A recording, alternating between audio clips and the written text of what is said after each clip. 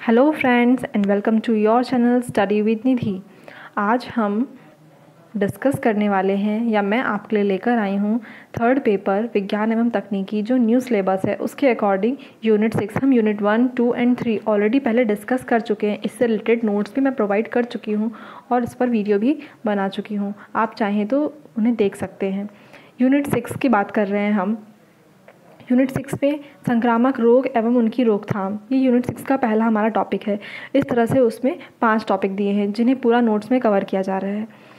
तो जो संक्रामक रोग एवं उनकी रोकथाम, कोई पढ़ेगा तो कहेगा बहुत छोटा सा टॉपिक है, संक्रामक रोगों के बारे में लिखना है और उनकी रोकथाम लिखना है, लेकिन नहीं, इस एक टॉपिक से कई तरह के क्वेश्चन फ्रेम होते हैं। अब देखते हैं क्वेश्चंस क्या क्या फ्रेम हो रहे हैं। पहले क्वेश्चन की अगर हम बात करें तो सबसे पहला क्वेश्चन हमारा जो हेडिंग है, जो टॉपिक है, उसी से बन सकता है कि संक्रामक रोग क्या है, उनके नाम बताइए और उनके प्रकार बताइए। ठीक है, प्रकार कैसा? विषाणु जनित भी होते हैं संक्रामक रोग, जीवाणु जनित होते हैं, प्रोटोजोआ जनित होते हैं, कृमि जनित होते हैं। तो ये क्या है? प्रकार है संक्रामक रोगों के। लेकिन अब उनके नाम क्या? जैसे प्रोटोजोआ से रिलेटेड कुछ हैं, है ना, जैसे आपने सुना होगा सोने की बीमारी जो है एक, और आपका मलेरिया है, टाइफाइड है, एड्स हैं। इस तरह के बहुत से डिजीज़ हैं जो संक्रामक रोग की कैटेगरी में आते हैं। संक्रामक रोग क्या होता है, इसकी डेफिनेशन लिखना भी हमें ज़रूरी है। ये मैं क्वेश्चंस आपको कंपाइल करके बता रही हूँ जो आपके वेरी शॉर्ट और लॉन्ग तीनों में आएंगे। मतलब आपके 3 नंबर के जो प्रश्न आते हैं उनमें भी आएंगे, 50 शब्दों में भी और आपका 100 शब्दों में भी। तो इस तरह से अब विषाणु जनित संक्रामक रोग जनित या जीवाणु जनित जो हैं, इनके उपचार बताइए, रोगों के नाम बताइए। एक प्रश्न ये है। ठीक, पहला तो हो गया हमारा संक्रामक रोग क्या है। दूसरा और क्वेश्चन क्या हो सकता है? गवर्नमेंट के द्वारा जो राष्ट्रीय सुरक्षा कार्यक्रम है या राष्ट्रीय स्वास्थ्य कार्यक्रम है, उनके लिए क्या स्टेप्स लिए गए हैं, गवर्नमेंट इनके लिए क्या क्या सुविधाएं दे रही हैं। एक क्वेश्चन ये बन सकता है। नेक्स्ट बन सकता है हमारा 21वीं सेंचुरी में 21 सदी में संक्रामक रोगों की रोकथाम के लिए कौन कौन से कार्यक्रम हैं या ऐसे कौन कौन सी स्टेप्स हमने लिए हैं। यूनिसेफ द्वारा चलाया पोलियो अभियान क्या है? अब देखिए, पोलियो के लिए 2 हैं, एक यूनिसेफ के द्वारा भी चलाया गया है ना, और दूसरा हमारा WHO के द्वारा भी। WHO के द्वारा जो चलाया गया है वो हमारा 2 बूंद पोलियो अभियान है, और जो यूनिसेफ के द्वारा है ना, वो पोलियो अभियान है। दोनों चीज़ें अलग हैं, तो हमको दोनों चीज़ें ध्यान में रखनी है। फिर आ सकता है एड्स क्या है, उसके रोकथाम और उसके उपाय के बारे में बताइए। गवर्नमेंट ने इसके लिए क्या स्टेप्स लिए हैं, कौन से कार्यक्रम चलाए हैं। टीबी मुक्त भारत अभियान क्या है। 21वीं सदी में संक्रामक बीमारियों की रोकथाम के लिए कौन से लक्ष्य निर्धारित किए गए हैं। तो इस तरह से ये हमारी यूनिट 6 का जो फर्स्ट टॉपिक है, संक्रामक रोग एवं उनकी रोकथाम, तो इससे रिलेटेड ये क्वेश्चंस बन सकते हैं। साथ ही जब हम संक्रामक रोग एवं उसके उपचार को कवर करेंगे तो क्या है, तो उसमें जैसे ये मीज़ल्स होते हैं, चेचक है, जापानी इंसेफेलाइटिस है, तो ये सारे कवर हो जाएंगे। जो अगर कभी आपको वेरी शॉर्ट में, मतलब 3 नंबर के प्रश्न में अगर आता है तो आप उसे लिख सकते हैं। तो इस तरह से चीज़ें कंप्लीट होंगी। अब हम बात करते हैं, आज अपना पहला क्वेश्चन लेते हैं जिसके बारे में मैंने आपसे कहा है कि मैं एक क्वेश्चन कंप्लीट डिस्कस करती हूँ आपके साथ। ये मेरे ही नोट्स का ही एक पेज है, जो नोट्स आपको प्रोवाइड किए जाएंगे उन्हीं नोट्स का। तो ये क्वेश्चन है, संक्रामक रोगों के नियंत्रण हेतु सरकार द्वारा प्रमुख राष्ट्रीय स्वास्थ्य कार्यक्रम का उल्लेख करो। इस तरह से क्वेश्चन फ्रेम हुआ है। तो पहले तो मैं बता दूं, प्रमुख राष्ट्रीय स्वास्थ्य कार्यक्रम जो हैं वो कौन कौन से चलाए जा रहे हैं। जैसे NECP, राष्ट्रीय एड्स नियंत्रण कार्यक्रम, ठीक है। फिर है हमारा RNTCP, जैसे आप देख रहे हो RNTCP, इसका क्या है? संशोधित राष्ट्रीय टीबी नियंत्रण कार्यक्रम। अब इस कार्यक्रम के अंतर्गत कहाँ से शुरू हुआ है और क्या है, और अभी वर्तमान में क्या है, हम ये सब डिस्कस करेंगे। जैसे हमारा एक है NAMP क्या है? हमारा राष्ट्रीय मलेरिया रोधी कार्यक्रम। इसको ही आगे एक्सटेंड करके जब 2016 से 2030 का लक्ष्य रखा गया इसकी संरचना के लिए, तो इसे NFME कर दिया, राष्ट्रीय मलेरिया उन्मूलन संरचना। ऐसे ही NFCP है, ये हमारा राष्ट्रीय फाइलेरिया नियंत्रण कार्यक्रम। NLEP है, राष्ट्रीय कुष्ठ रोग उन्मूलन कार्यक्रम।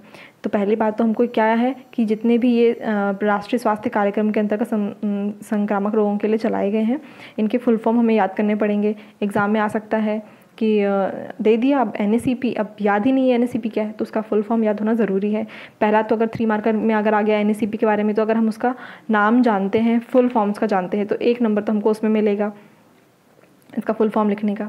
ठीक है, तो इस तरह से चीज़ें हैं ये जिस कैटेगराइज करी है। अब आगे देखते हैं हम NACP क्या है, राष्ट्रीय एड्स नियंत्रण कार्यक्रम। देखिए 4 चरणों में है, वर्तमान में जो है इसका 4था चरण चल रहा है। चौथे चरण का जो मेन इनका लक्ष्य रखा है इन्होंने कि मौत की जो संख्या है, जो मृत्यु दर है, उसे 0 तक पहुंचाना है, जो डेथ रेट है उसको 0 तक पहुंचाना है, और नए संक्रमण जो है उन्हें 50% तक कम करना है। मतलब पुराने जो संक्रमण हैं वो तो ठीक है, उन्हें तो कम करना ही है, ठीक करना है उन्हें, है ना, और उनसे उन संक्रमण से होने वाली जो डेथ है उनको शून्य करना है, ताकि जो पहले से संक्रमित हैं उनकी डेथ रेट को शून्य करना है, लेकिन नए संक्रमण ना हो ऐसा भी हमें करना है। तो ये काम कौन कर रहा है, राष्ट्रीय एड्स नियंत्रण कार्यक्रम के तहत किया जा रहा है। इसके 4 चरण थे, मैंने जैसे बताया। पहला चरण 92 से 99 के बीच में शुरू हुआ, वो एड्स विरोधी अभियान था।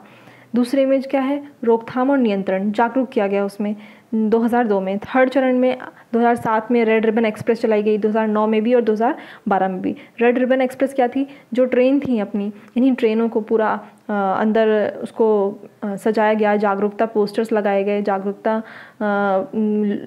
आपके जो वॉलंटियर्स थे उन्होंने समझाया, उन्होंने लोगों को जागरूक किया। वो ट्रेन हर स्टेशन पे जाके खड़ी होती थी और लोग वहाँ पे जाते थे और उसको विज़िट करते थे, क्वेरीज देखते थे वहाँ पे, है ना। वहाँ पे बहुत सारे नॉलेजेबल पैम्पलेट्स, पोस्टर्स थे जिससे आप अपने को शिक्षित कर सकते थे कि आखिर एड्स क्या है, इसकी रोकथाम कैसे है, इसकी वैक्सीन है कि नहीं, ये कहाँ कहाँ फैल रहा है, कितने लोग इससे ग्रसित हो रहे हैं।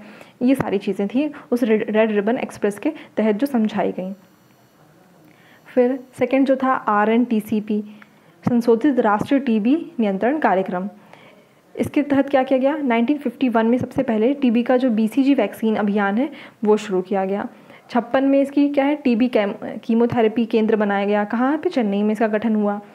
फिर 1962 में TB नियंत्रण कार्यक्रम चलाया गया। ये सब क्या है, एक तरीके से पहले उन्होंने सोचा अभियान चलाते हैं, फिर देखा कि ये थोड़ा इससे भी ज़्यादा काम नहीं बन रहा है, फिर उन्होंने गठन बना लिया, फिर उस राष्ट्रीय TB नियंत्रण कार्यक्रम बनाया उन्होंने। फिर डॉट्स के आधिकारिक तौर पर शुरू किया, केंद्र बनाए डॉट्स के अलग अलग, ताकि भारत को TB मुक्त भारत बनाए हम। उन्होंने लक्ष्य रखा कि हम 2014 में कि हम 17 तक इसको कर लेंगे, लेकिन 17 में भी जैसे कंट्रोल में नहीं आया, फिर भी केसेस मिल रहे, फिर भी लोग इन्फेक्टेड हो रहे हैं।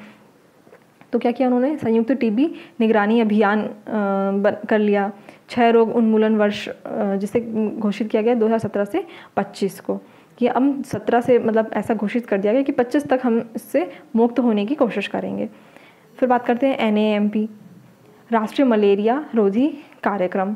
मैं आपको और एक और बता दूँ, जैसे ये संक्रामक वाला टॉपिक है, ठीक है, हमारी यूनिट 6 है संक्रामक रोग और उनकी रोकथाम। तो जो कोविड-19 है वो भी एक तरह का संक्रामक रोग है, वो भी हम इसके तहत ही उसको पूरा कंप्लीट करेंगे कि कोविड-19 क्या है, कैसे फैलता है ये, है ना, कहाँ पर सबसे पहले इसकी शुरुआत हुई, इसके वैक्सीन के बारे में, ये हमारे कौन से पार्ट्स को प्रभावित करता है, तो वो भी इसी टॉपिक के अंदर कवर होगा आपका संक्रामक रोग।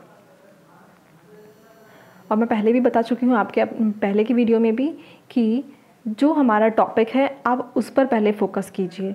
जो भी हमारा टॉपिक है, अगर पूछा गया है संक्रामक रोग, जैसे यही इसी टॉपिक की बात कर लीजिए, संक्रामक रोगों के नियंत्रण हेतु सरकार द्वारा प्रमुख राष्ट्रीय कार्यक्रम, राष्ट्रीय स्वास्थ्य कार्यक्रम का उल्लेख करिए।